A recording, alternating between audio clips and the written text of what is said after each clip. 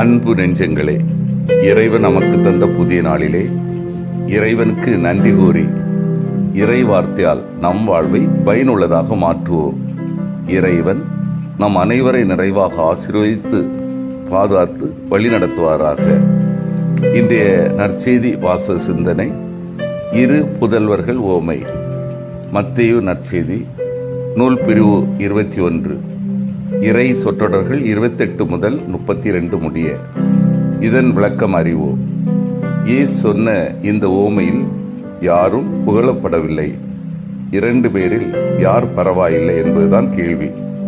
2 பிள்ளைகளுமே தந்தையின் சொல்லை ஒரு வகையில் கேட்காதவர்கள்தான். முதல் மகன் போக முடியாது என்று சொல்லி பின் மனமாறி அங்கே செல்கிறான். முதலில் தந்தையின் வார்த்தைக்கு மதிப்பளிக்காத நிலையை இங்கே பார்க்கிறோம். 2ஆம் மகன் போகிறேன் என்று சொல்லி பின்னர் போகாமல் இருக்கிறான். இதுவும் தந்தையை உதாசீனப்படுத்துகிற ஒரு நிலைதான்.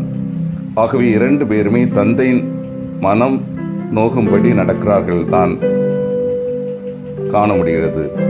இந்த ஓமை யூத சமய தலைவர்களையும் பாவிகள் என்று முத்திரை குத்தப்பட்டவர்களையும் பற்றி கூறுவதாக அமைகிறது. யூத சமய தலைவர்கள் கடவுளின் வார்த்தை கீழ்ப்படிவதாக கூறிக்கொள்கிறார்கள். ஆனால் அவர்களின் வாழ்க்கை கடவுளுக்கு விரோதமானதாக இருக்கிறது. பாவிகளும் வரி தண்டுபவர்களும் கடவுளுக்கு விரோதமானவர்களாக சித்தரிக்கப்படுகிறார்கள். ஆனால் அவர்கள் தங்கள் வாழ்வை முழுமையாக மாற்றிக்கொண்டு கடவுளுக்கு ஏற்ற வாழ்வை வாழ்கிறார்கள். நமது வாழ்வு கடவுளுக்கு ஏற்ற வாழ்வாக இருக்க வேண்டும். அன்பார்ந்தவர்களே, வாக்குறுதி என்பது நமது வாழ்வின் அங்கமாக இருக்கிறது. நாம் பல இடங்களில் வாக்குறுதி கொடுக்கிறோம். நமது வாழ்வின் தொடக்கத்திலிருந்து இறுதி வரை வாக்குறுதி கொடுக்கிறோம். அருட்சாதனங்கள் நிறைவேற்றப்படுகின்ற போது நாம் இறைவனின் முன்னிலையில் நமது வாக்குறுதிகளை கொடுக்கிறோம். கொடுத்த வாக்குறுதிகள் அவ்வப்போது புதுப்பிக்கிறோம். இன்றைய நற்செய்தி வாசகமானது வெற்று வாக்குறுதிகளால் நமக்கு நன்மை ஒன்றும் கிட்டாது என்பதையும், வாக்குறுதிகள் செயல்படுத்தப்படும் போதுதான் அதற்கான முக்கியத்துவத்தை பெறுகிறது என்பதையும் வெளிப்படுத்துகிறது. இன்றைக்கு வாக்குறுதி கலாச்சாரங்கள் மலிந்தும் நலிந்தும் விட்டன. ஏனென்றால் வாக்குறுதிகள் கவர்ச்சி பொருளாகவே மாறிவிட்டன. அரசியல் தளத்தில் எவ்வளவோ வாக்குறுதிகள் தரப்படுகிறது. அந்த வாக்குறுதிகள் நிச்சயமாக செயல்படுத்தப்பட மாட்டாது என்பது அனைவருக்கும் தெரிந்த ஒன்றாக இருந்தாலும் அதை பற்றி யாரும் கவலைப்படுவதே கிடையாது.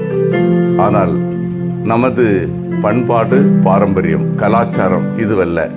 கொடுத்த வாக்குறுதி காப்பாற்ற முடியாமல் நாணி கோணி மடிந்த வீர தலைமுறை நமது தலைமுறை.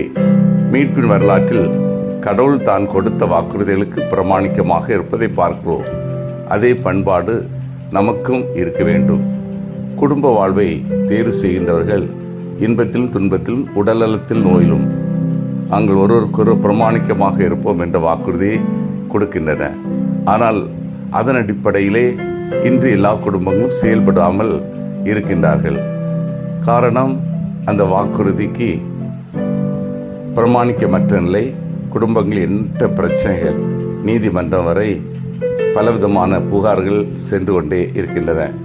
இதை போன்று துறவற வாழ்விலும் வாக்குறுதி, கடவுள் முன்னால் ஒரு சில திட்டங்கள், நிலைப்பாடு, விருது வாக்கு என்று கொடுக்கிறோம். ஆனால் படிப்படியாக அதை மறந்து செயல்படக்கூடிய ஒரு நிலை. இந்த நிலை அகற்றப்பட வேண்டும். திருப்பலியிலும் வழிபாடுகளிலும் இறை வார்த்தையிலும் ஆர்வம் கொண்ட அனைவருக்கும் விழிப்பூட்டும் ஒரு ஓமையாக இது அமைகின்றது.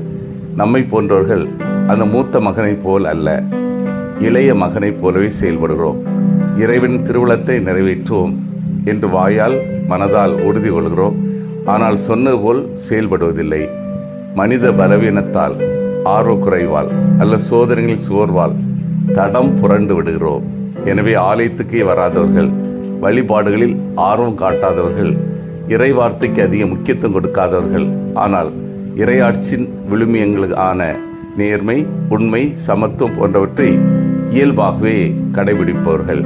இத்தகையோரை விட நாம் தந்தையின் விருப்பத்தை நிறைவேற்றுவதில் குறைந்தவர்கள் என்பது புலப்படுகிறது. எனவே நாம் விழிப்பாயிருப்போம். நம் செயல்கள், நம் எண்ணங்கள், சொற்களுக்கிடையே அமையுமாறு பார்த்துக்கொள்வோம். சிந்தித்து தியானித்து செயல்படுவோம். கடவுள் முன்னால் நான் கொடுத்த வாக்குறுதியில் பிரமாணிக்கமாக உள்ளேனா? இறைவன் விருப்பத்தை நிறைவேற்றுவதில் நான் முதன்மையாக கொண்டுள்ளேனா? பாவ வாழ்க்கையை விட்டுவிட்டு கடவுளுக்கு ஏற்ற வாழ்க்கையை தேர்ந்தெடுத்து வாழ்கின்றேனா? மன்றாடுவோமாக. வல்லமைமிக்க இறைவா, நாங்கள் அனைவரும் உமது முன்னால் கொடுத்த வாக்குறுதியில் பிரமாணிக்கமாக வாழவும், உமது விருப்பத்தை நிறைவேற்றுவதில் முதன்மையாக திகழவும், பாவ வாழ்க்கையை விட்டுவிட்டு உமக்கு ஏற்ற வாழ்க்கையை தேர்ந்தெடுத்து வாழவும் வரம் தாரும். ஆமீன்.